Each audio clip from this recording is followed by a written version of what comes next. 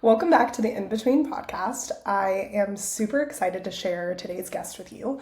I interviewed Vandana Bhalla, a real estate leader, coach, and mentor, and so much more. She's been everything from a teacher, she's gone to law school, to a paralegal. She's really done it all and had her share of in-between experiences. Most of her career transitions went through an in-between season. Things that meant to turn temporary, where she was just exploring, have now built her entire career and how she discovered real estate. I think her journey really proves that even if you have to pivot, it doesn't mean your life's over. Pivot is actually a way that you can figure out how to shape your entire life and learn what you truly love and what you truly care about in this life. So this was a really great conversation, and let's get right into it. Welcome to the In Between podcast. I'm your host, Cassidy Owen, and I'm the founder of Cassidy Lynn Social, a social media management agency dedicated to helping brands find their authentic voice online. But more importantly, I'm someone who believes that the real magic happens in the messy middle, the in-between moments that shape who we become. Every week, I sit down with female founders, entrepreneurs, and incredible humans who are navigating growth, failure, and everything in between. So grab a nice coffee, get comfortable, and let's dive into today's conversation. Welcome to the In Between podcast. Today, Vandana has joined me. I am really excited about this conversation because I'm just finding the best women this season who have really emulate the in-between and choosing all the different life paths. So welcome to the In Between podcast. Thank you very much. I'm excited to be here. Yes. So, gosh, when I was reading your life story and just where you are today, where you've been, I was like, I don't even know where to begin because there are so many incredible moments and shifts in your life. I would love to have you kind of start by answering the question of taking me back to a moment when you realized that your life path was shifting. And maybe you can choose one that's most sticking out to you today and what was happening in that moment that made you realize this isn't working. We got to go somewhere else. So it's funny because it wasn't a decision that I made that was like, I need to go in this other direction because this isn't working. It was just like, let me go see and explore this. And if you read my story, I was an elementary school teacher. I got my master's in education, and that was like my whole life led up to that. I grew up in a house with 11 cousins. Yeah, so we had two houses right next door to each other. When I was born in India, we lived in a 4-story home, and every floor was a different person's, different families, a brother's family. So him, his wife, the kids, and then we had a floor that was my mom, my dad, and my brothers. And then we had another uncle that had him, his wife, and kids. Like, we all grew up in a household. I'm from India, and that's how we're brought up. Even now, I remember being younger and I was always the teacher, right? Like, I was always the one standing at the front of the room, giving everybody assignments, telling them what to do. And so this was my path. This was what I was going to do my whole life, and that wasn't going to change. It's interesting because we have, in my culture, I've been told multiple times that women are meant to be seen and not heard. It stuck with me. And so being that it stuck with me, I found this like calm path, right? I was like, I'm going to go be a teacher. This is going to be great. Even though there was this like fire in me where I really wanted to go be an attorney and go be a district attorney. And then there was this fire in me to go do other things. So I've been this like lifelong learner. And part of it is because I went to get a master's in education.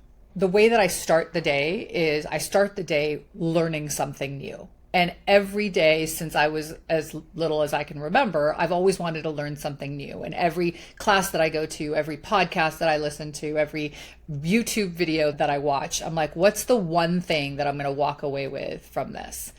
And so that has been sort of my journey in life, is just to learn new things. And so as I was in school where I was teaching, I taught elementary school for 3rd grade, 5th grade, and 2nd grade. The parents drove me insane. Like, so bad to the point, like so bad to the point where I was like, what am I doing? Like, why am I doing this? I love the kids. I love teaching. I love teaching them something new and seeing like the light bulbs go on and the aha moments. But then the parents were just like, you're giving my kids stress. And I'm like, what? And I think that's the first time I saw this, like, where parents were just like, don't stress out my kids. And I'm like, your kids are fine. They need to know their ABCs. Like, your kids are fine.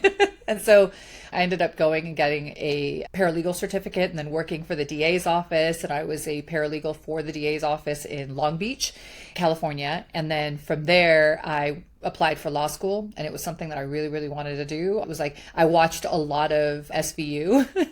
I love it. And so I was like, I want to be that. I want to go put away the bad guys and whatnot. So I went to law school for a year, and 9/11 happened, my first year of law school. Wow. I've changed career paths so many times. What do you actually like love? All of it. I love all of it. I wouldn't be here today if it wasn't for all of it. I ended up going to law school, and during 9/11, it was my first year.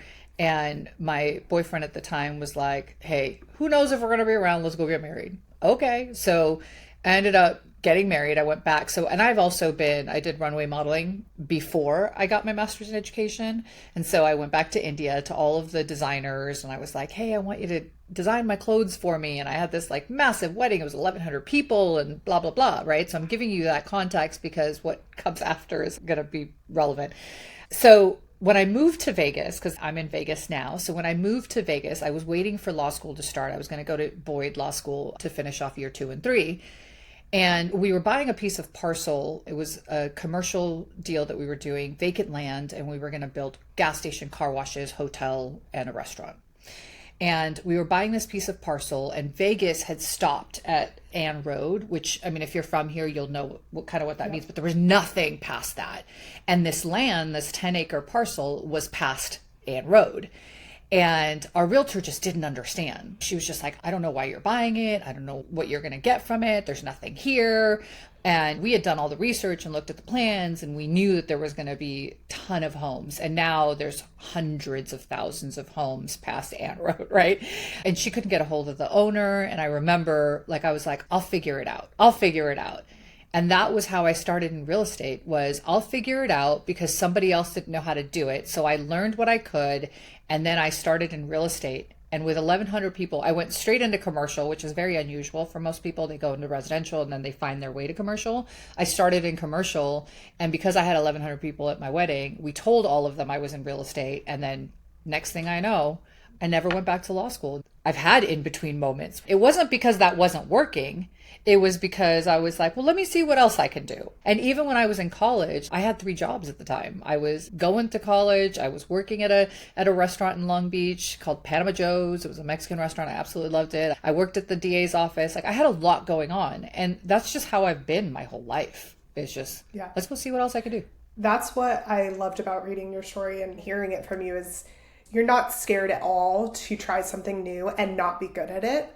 And I think especially, I mean, I'm 30, my generation a little younger, we have that fear for some reason of like, well, what if I'm not good at it? Like, let me just stay in what I'm good at. But your advantage your whole life was like, no, I don't care. I'm just going to try it. I'm going to figure it out and I'm going to do it. Yeah.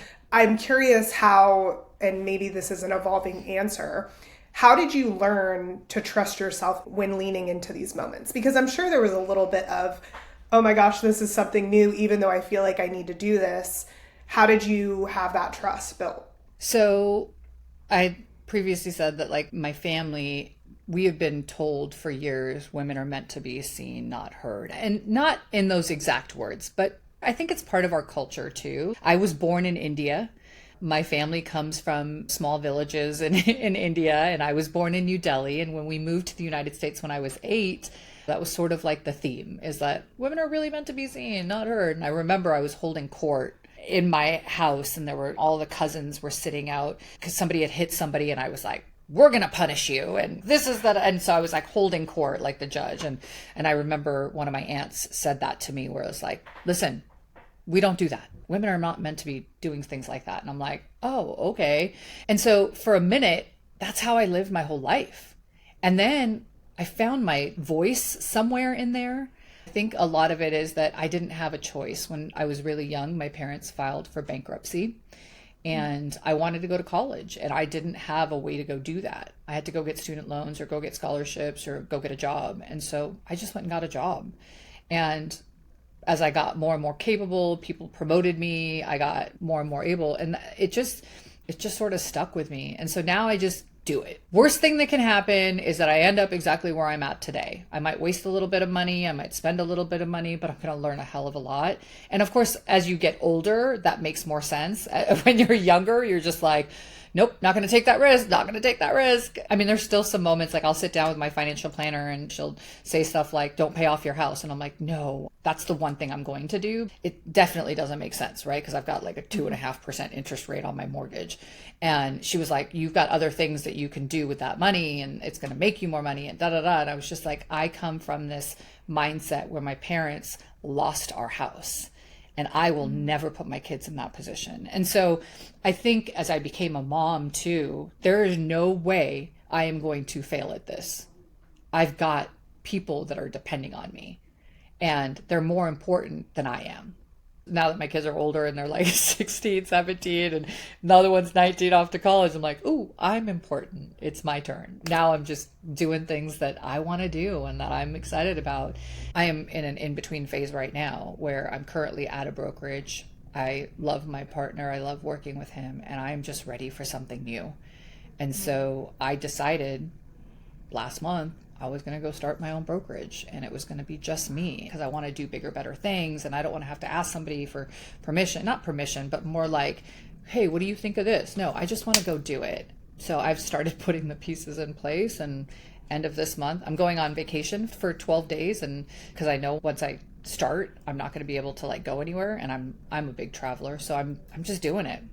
Worst thing that can happen is it fails, but there's no option for that because I've done this a couple times. I've had a couple of exits already in businesses, so I know that I'm not going to fail. It'll be fine. Yeah. Well, you definitely stacked up the proof that whatever you do it well and you do it to its full capability. And so I know this next move is going to be incredible for you, and I can't wait to see your name all over Las Vegas. Thank you. I appreciate it. Even as it already is. I love everything that you said. I admire what you said about the house and paying that off, because I think so many times we choose other people's advice for our lives instead of understanding what we truly need and want. And yeah, it might not make sense to pay off the house, but if for you there's security in that, it does make sense. And I love that you are so strong in your internal voice to be like, no, this is what I'm going to do, no matter what the professionals in the industry are saying.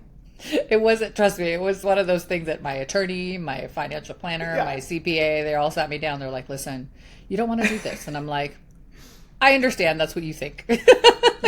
But this is something you're going to have to get on board about, because this is important to me.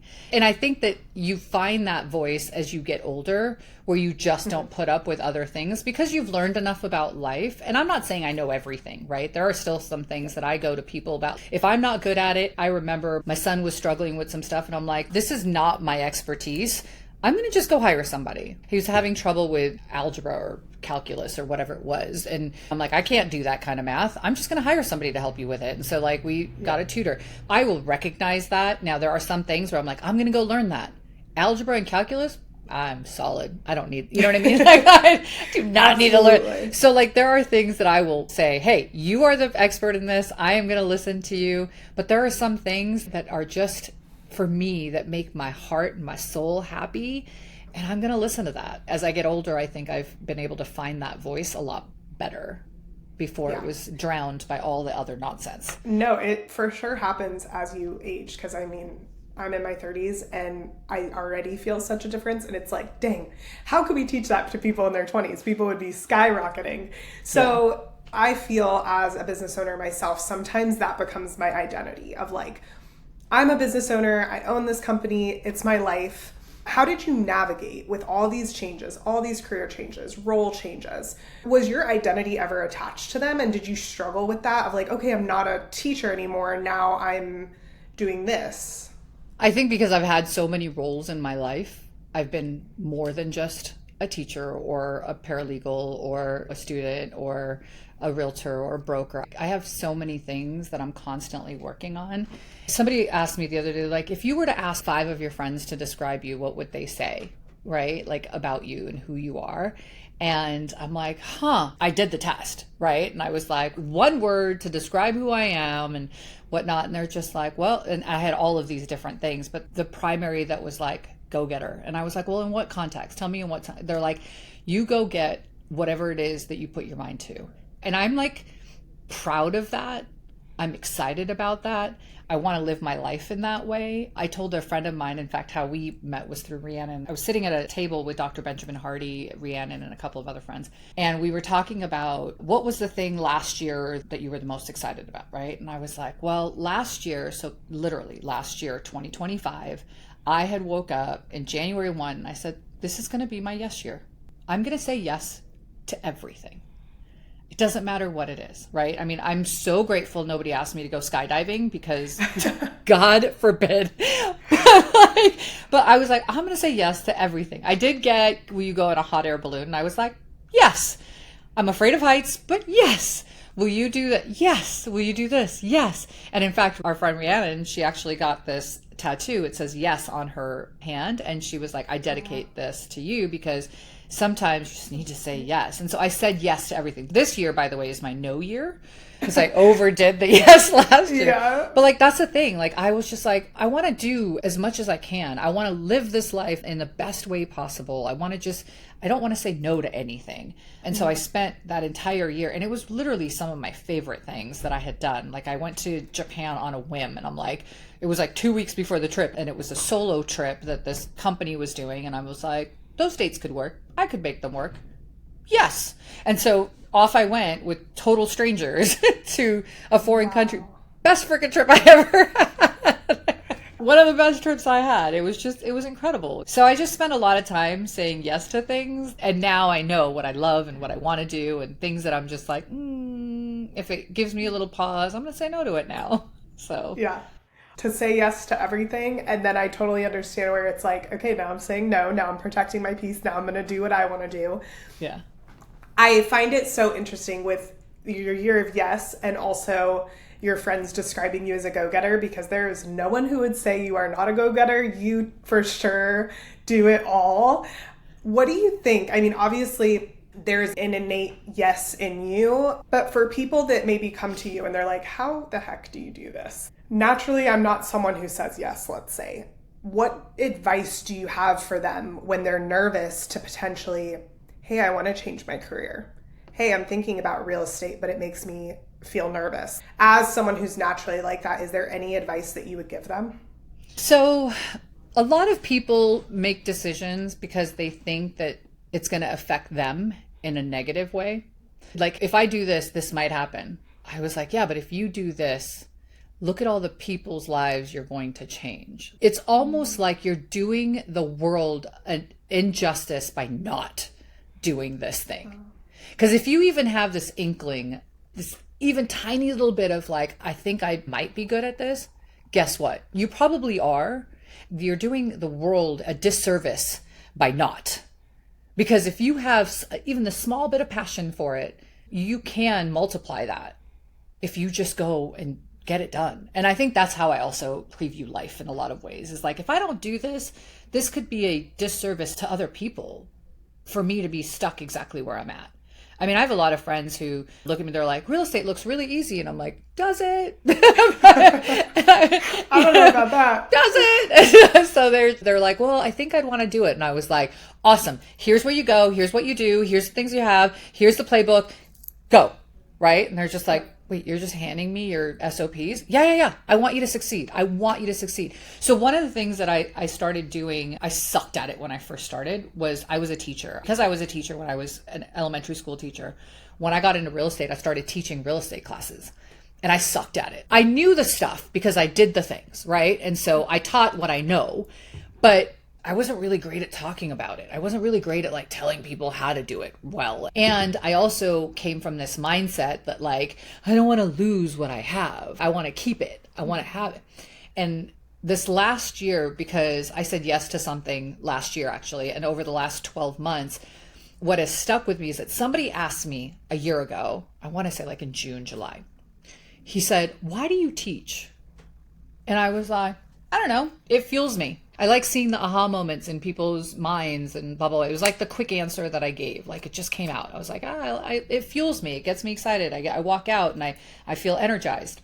And then I was going through, I was like in the drive through at Starbucks and I was getting my coffee and something on the radio. And I was like, huh, I actually had this moment of, I don't do it because it fuels me. I actually do it because I want the entire industry to rise as an industry. I don't have that mentality. It switched for me, and I don't know when it happened, but it switched for me from this like, I want to keep all of my secrets to myself to I want to tell everyone so that we can just rise as an industry together because there's enough business for all of us. And so the collaboration that we get from this one class that I'm teaching, where I'm telling you my secrets and you're feeling open enough and vulnerable enough to tell me your secrets. And now we're all doing the same thing and it just elevates the entire industry as a whole. How cool would that be if every teacher walked into, because the reality is you go to conferences and you've got people in your own area that are like speaking about the business, they're keeping secrets. And I'm like, that's a waste of my time for me to be there. Yes, I will find one good thing because that's what I do. Like I will find something that resonates, but not everybody does it the way that I do. So I want you to walk away with, here's my playbook. I'm good. There's enough business for me. There's enough business for you. There's enough. So like, here's the playbook. People who are hesitant to start something new, my advice, and I hate to give advice, but like my experience share for you is that if you don't do it, you're doing a disservice to everybody else whose lives you can touch in a positive way because you made the decision to do it. That's such a beautiful perspective. Thank you so much for sharing that. And I agree. In my industry, it can feel a little bit like that as well. Like people are keeping all these secrets. I'm in social media and of course everyone wants to do well in social media. And recently I've leaned into communities that are just other social media marketers who are trying to share their secrets and be like, hey, what's working for you? Here's what's working for me. And I've noticed such a difference in my mindset day to day of like, oh, I'm allowed to learn. I'm allowed to ask questions. Even to my peers, and they're not my competitors. That's a mindset. It's a choice to see them that way. Yeah. And maybe that's something that happens as you get older too, where you're just like, it's fine. You know, you've built the success. Because I mean, I'll be honest, there was a time where I was like, no, this is all mine. Like, I don't want to share this and I don't want to give this away and I don't want to da. Now I'm just like, what do you need? How can I help? What's the things that are going to change or move the needle for you? You know what I mean? I mean, it's security too, as well. I think the more we feel secure in who we are and secure of what we have and getting feedback from our clients of like, yes, I love your work. I want to stick with you. But I think it's also teaching ourselves, it's leaning into the fact that you actually get more from giving more and not just keeping it all to yourself. Mm-hmm. Yeah. My theme for life is how you do anything is how you do everything.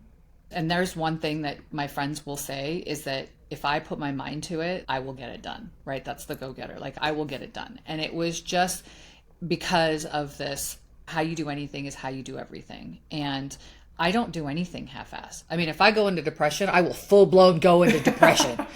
If I go do the good things in the world, if I go decide that I want to start teaching on AI, well, I will learn everything I possibly can and go all in on that, right? If I decide that I want to start doing property management, for instance, I will go all in on property management. If I decide that, like, whatever it is, how you do anything is how you do everything. It's the same thing in my personal life, right? Like if I want to spend time with my kids and I want a better relationship with them, well, I'm going to go all in on that. If I want a better relationship with my parents, I'm going to go all in on that. If I want a better, like, it doesn't matter. And a lot of it is because everything I do bleeds into everything else. So if I half-ass any one thing, I will half-ass every other thing. That's who I am. I know that about me.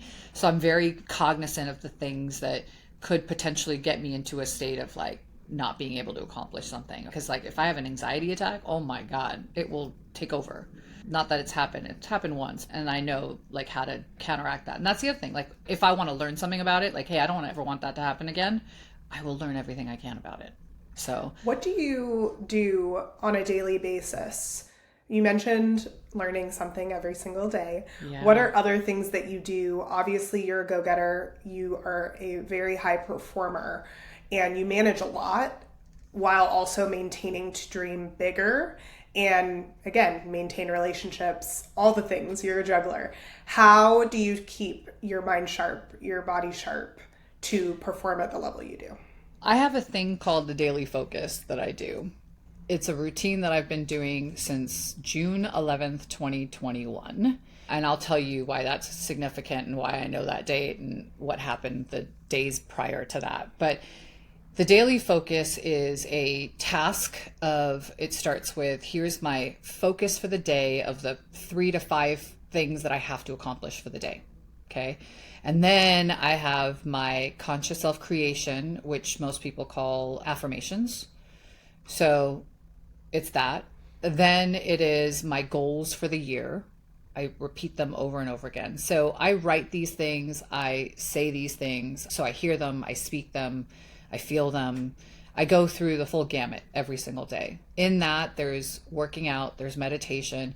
And let's be real, like, I'm not normal, and I get that. Not everybody can do this. And I've had coaching clients where I'm like, listen, if you want to be even a little bit better in your life, because most of them are like, I want to work out more, I want to da-da-da. I'm like, okay, wake up 20 minutes earlier. Working out doesn't mean that you have to go do a 2-hour workout. It means you wake up 20 minutes earlier. And then eventually 30 minutes earlier, and then eventually 45 minutes earlier, and then eventually an hour earlier. Like, I get up at 4:30 in the morning because I know I've got to get all these things done, right? I do my daily focus. I do the meditation. I work out. Sometimes my workouts are simply a couple of push-ups, some pull-ups. If I'm out of town, it's going to be sit-ups. It's going to be things that I can do without having equipment. Sometimes it's going to be walking on the treadmill. Sometimes it's going to be going to the gym at the hotel. It doesn't matter. It's just something to get my body to move every single day. So I do that in the mornings. I do the conscious self-creation, which I think has made a huge difference. When you're telling yourself, and mind you, the first time I did it, I remember when I first wrote who I want to be, right? And I said, I'm a beautiful, sexy, strong, fit, and healthy bombshell who fuels my body with healthy foods. I remember I said it and I was like, bleh, what is that?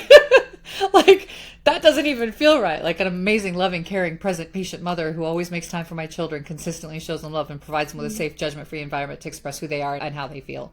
Like, what? That was my conscious self-creation, my affirmations. And over time, and I always tell people as I'm coaching them too, I'm like, every day I said that, it felt like it wasn't real. It felt like there was no way I was going to get there, because I was, by the way, I was 86 pounds heavier than I am today. I mean, if I showed you a picture of who I was in 2021 versus today, it's night and day. And so I got one step closer, and then one step closer, and then one step closer.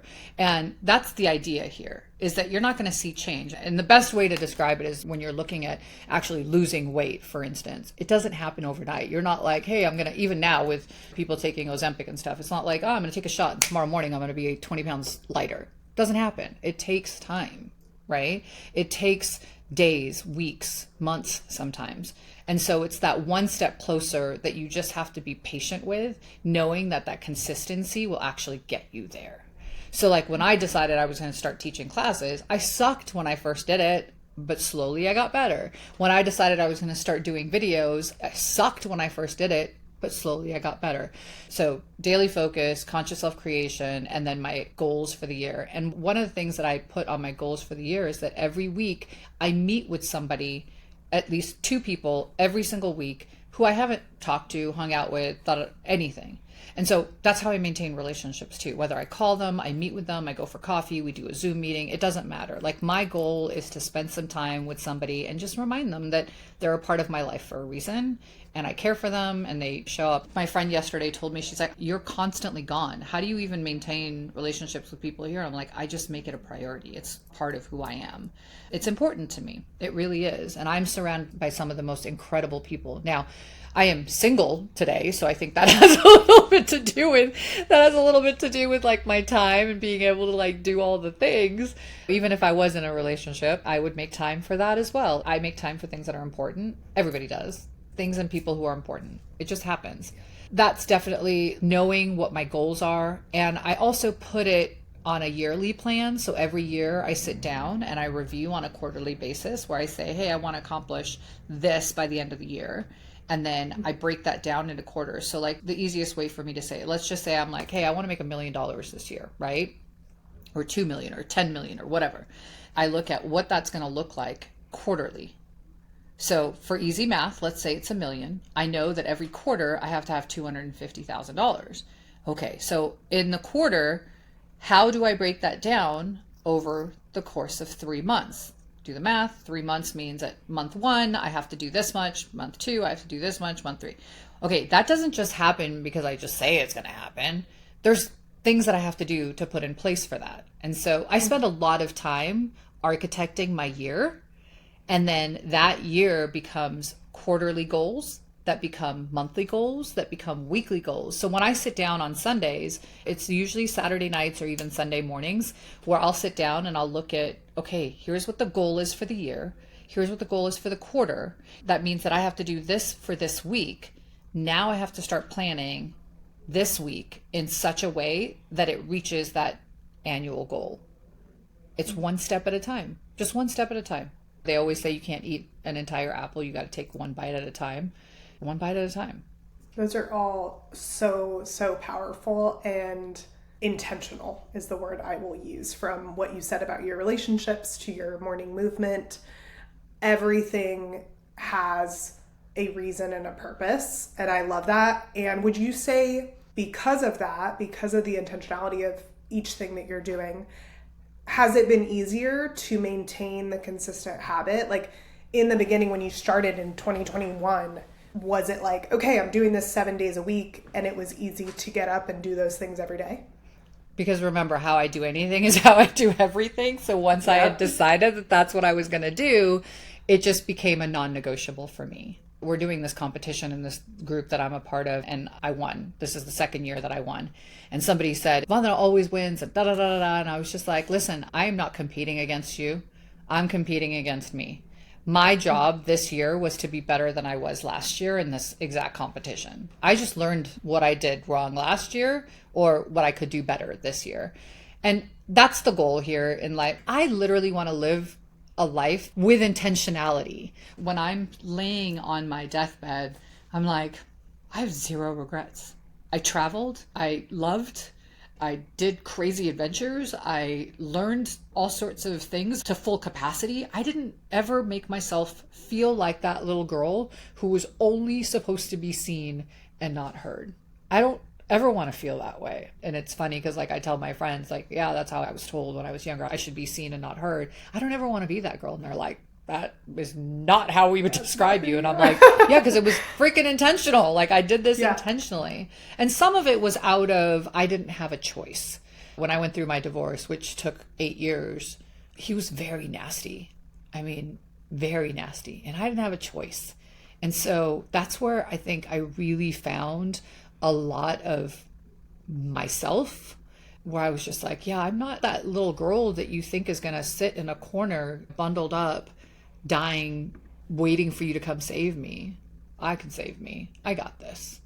I'm going to teach my kids to do the same thing. My kids have been doing their laundry since they were 3 and 5 because I was like, you are not going to be dependent on anybody. You're going to handle it yourself. You're also going to learn to love, but you're going to handle it yourself. Yeah. How do you coach other people to learn to use their voice? There's a couple of ways that I do it. One is really just starting with the why. You've probably heard it. I think every coach that you ever start with always says like, why do you want that? Why does it matter? Why does that matter? Why does that matter? Why does that matter? And you go down why times 5, right? I go a little bit further where I'm like, I just keep going until I get you to cry. Because if you don't cry, there's no emotion attached to it. Half the time it doesn't matter. It's some BS lie that you're telling yourself about why you want it. Because I know that's what worked, and it worked for me.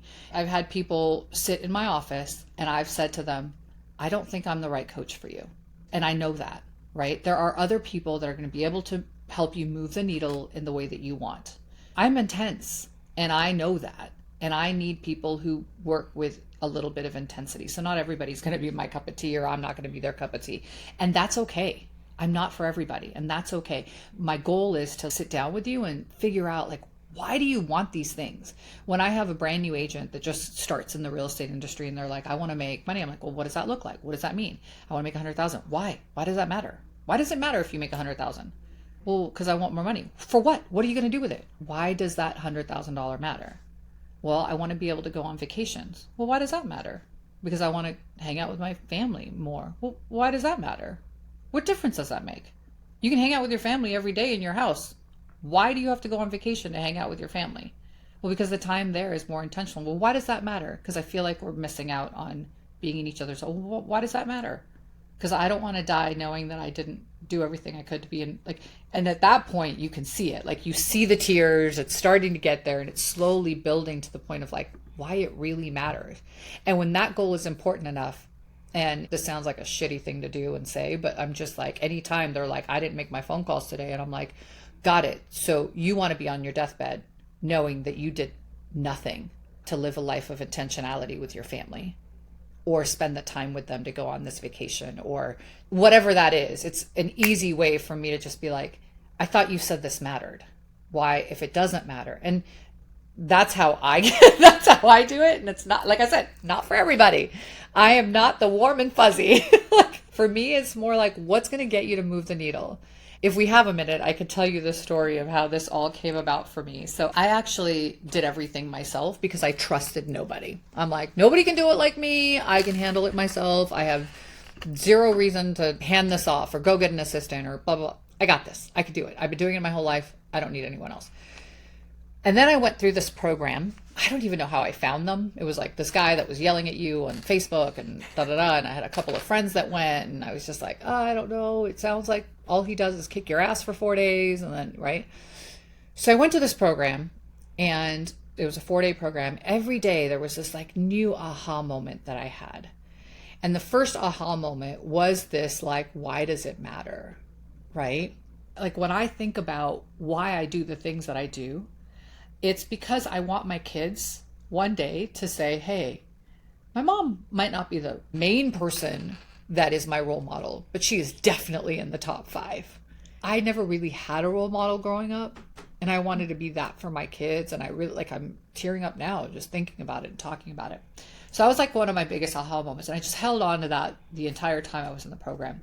And then day 2, we had these sandbags, and we had to fill up the sandbags. So again, what I'll say to you is that, like, everything I do, if I believe in it enough, I end up going out and teaching it. So I end up being a coach for the program. So I went through the program, and then they asked me like 6 months later, they were like, hey, do you want to coach for us? And I was like, I suck at that.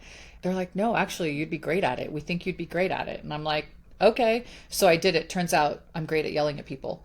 So like, discovery. Right, it's part of discovery. So day 2, we had these sandbags that we had to fill, and the sandbags and the sand represented sort of all the stories that you told yourself, like, I'm not good enough, I don't deserve to be loved, I don't, whatever it may be. And we were told that we had to fill up these sandbags within a certain amount of time, and we had to get it done. We all had to do it as a team, and there was 7 of us, sorry.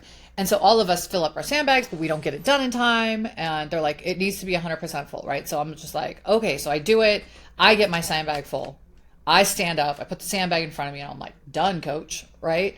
And mind you, everybody else is still working on it. Then next person pops up, next person pops up, next person pops up. We've still got like 2 or 3 people that haven't done it within the time limit. And the coach walks up to me, and he's like, you done? And I go, yep. And he goes, you filled up your sandbag to 100%. Yeah. And he was like, okay. And he takes the sandbag and he shakes it, right? And when he shakes it, there's like, I don't know if you've ever done that with, like, it's almost like with salt, or like you put salt in a container and then you shake it, it levels down a little bit. It's the same thing with sand, right? So like he shakes it. And mind you, at that point I was like, what the hell's he doing? He's like, so you're at 100% full? And I go, yeah. And I looked down and I went, oh shit, I'm not. And he was just like, this is how you live your life? Is this how you do everything in your life? And then it like occurred to me where I was like, I think so. I really do. I think that I've been thinking I'm at 100% where I'm actually just at like 80, maybe 90 sometimes. I'm never giving anything 100%. I'm just giving it enough. And so as we went through that process, I was like, there's so much more. So of course, when we went back, we had to help each other, and we created a plan, and because everybody had to be done within a certain amount of time, I became the leader, and I was like, this is how we're going to do it. This is how much time we're going to do it in. You're going to help that person because that person can't do it without you. And right. So like we sorted it out back down. And this time, like I took the sand and I filled it up so heavy, like so much in the sandbag that it was like overflowing. And so that's sort of like my life, is that anytime I do anything, it's always like that sand. It's always overflowing. I'm always going to go above and beyond. I'm always going to do one extra thing. I'm always going to try one a little bit. And that was like a massive lesson for me that day. And then we had these sandbags, we tied them up and we had to carry them and we had to do these exercises. For years, I've been a CrossFitter and I had hurt my shoulder. So I had a CrossFit injury in my shoulder and we had to carry the sandbags like above our heads. And I grabbed it, put it up above my head. And as I put it up above my head, my shoulder just gave out for some reason. And I dropped the sandbag and I couldn't even move my arm. So it's like this. Like I couldn't move it. It was just like standing like this. And I'm like, and the coach is like, pick up your sandbag. And I'm like, I can't. I can't. And he was just like, you need to pick up your sandbag. And I'm like, but I can't, like I'm injured. And the goal, what we were doing was we were taking the sandbags and we were on this hill and we were carrying them from the top of the hill to the bottom of the hill and back up. And I was like, I can walk down the hill and I can walk up the hill, but I can't carry the sandbag. And he was like, there's 7 of you and 7 sandbags. 7 sandbags go down, 7 sandbags come up. 7 of you go down, 7 of you come up. There's no other way around it. Otherwise, you're going to be doing this all day. And one of the other girls said to me, she was like, I'll carry it for you. And every time I tell this story, I was like, I always tear up. She's like, I'll carry it for you. And I went, absolutely not. This is my sandbag. I got this. And she was like, you're good at a lot of things. And this just happens to be the moment that you can't do this one thing. Let me help you. And I think that was like one of the biggest lessons I learned. Still to this day, it gets me cheered up. And I acquiesced. Okay, you carry it. She's like, your job is to make sure that all of us are together on the way down. All of us are together on the way up. If we miss anything, you're our eyes. I'm like, okay, I can do that. I had no choice, right? I didn't want the girls to have to go up and down this hill over and over again. But it was in that moment where I realized, like, I don't have to do everything myself. There are people in this world that are willing to help. I just need to let them, right? And that was, I think, a huge turning point for me, where I just became now this like bigger force than I already was. Like I already did things that were a little bit extra, but it was that moment that I was like, first of all, I need to overflow the sandbag. My whole life, like I need to overflow the sandbag, my relationships with my kid, the way I do business, the way that I meet with my clients, the way that I help the industry, the way that I teach, the way that I show up, the way that I dress, the way that I work out, the way, like all of it. So I was like, I'm operating at 80%. I need it to be 100. Not everybody gets the opportunity to fill up sandbags and learn lessons that way. And listen, there were 6 other people there. I'm the only one that turned out this way. So it's not everybody that gets it the same way. It was, for me, it was one of the biggest things. Everybody else got something different, right? But for me, that was the biggest aha moment. And between that and knowing that I don't have to do it all by myself, I think you ask, how do you do it all? I ask for help. I have no problem delegating. In fact, now I'm so lazy, I'll delegate more than I do. That's how it should be. That's how you do so much. Yeah. Thank you for sharing that story. I was mesmerized by everything you were saying because it's so true and it resonates so much with me in my current stage of life of just like knowing you can do it all, but being strong enough to not do it all. Yeah. I have so enjoyed this conversation. I feel like I've learned so much. I'd love to end the podcast by asking a simple question, or not so simple. What advice would you leave someone who's currently facing an in-between moment, as you are? I think it's, you're stronger than you give yourself credit for. We are so capable of so much more than we give credit for. And it's probably because somebody told us somewhere that we were meant to be seen and not heard. And we let that sit to be the reality, and it's not. You have so much to offer the world. Don't let someone else write that story for you. That is beautiful. Thank you so much. Thank you. Thank you for joining me on the In Between podcast. This is like the best way to start my day because you just gave me all the energy and now I'm like, I gotta go operate at 100%. Overflow your sandbag. Exactly. Overfill your sandbag. Well, thank you. I so appreciate this. I hope you enjoyed the In Between podcast. Make sure you check out the next episode coming out next week. Have a great day. Thank you so much for hanging out with me today. I hope this conversation gave you exactly what you needed to hear, whether that's permission to slow down, motivation to keep going, or just a reminder that you're not alone in the in-between moments. Now, if you're a female founder or a value-driven brand looking to build meaningful connections on social media, I'd love to work with you. At Cassidy Lynn Social, we help brands express their authentic voice through strategy-driven social media management. Head to CassidyLynnSocial.com to learn more about how we can work together. And if you've loved this episode, please share it with someone who needs to hear it. Screenshot it and tag me on Instagram at Cassidy Lynn Social. And if you're going through your own in-between moment right now, keep showing up. The growth is happening even when you can't see it. I'll see you next week for another in-between conversation.